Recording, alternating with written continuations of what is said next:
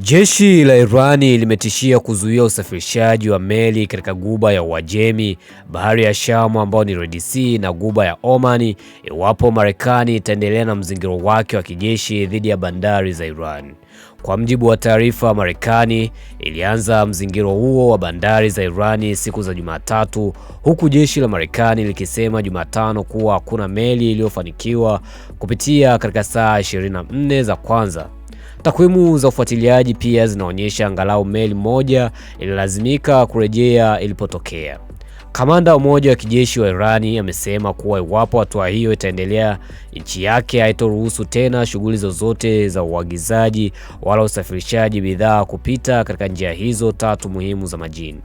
Wakati huo huo, Rais wa Marekani Donald Trump amesema mazungumzo kati ya Marekani na Irani yanaweza kuanza tena nchini Pakistani ndani ya siku 2 zijazo, ingawa Irani bado haijatoa kauli rasmi kuhusu hilo.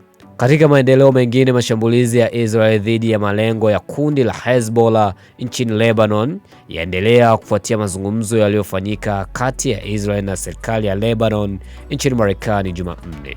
Kwa upande wa Hezbollah, imerusha takriban mashambulizi 30 kuelekea kaskazini mwa Israel, kwa mujibu wa afisa mmoja wa Israeli aliyenukuliwa na shirika la AFP. Je, mtazamo wako ni upo hapo chini, sema comment, dondosha hapo chini, tutakomentisha sana. Mr. Barrow, that's my name.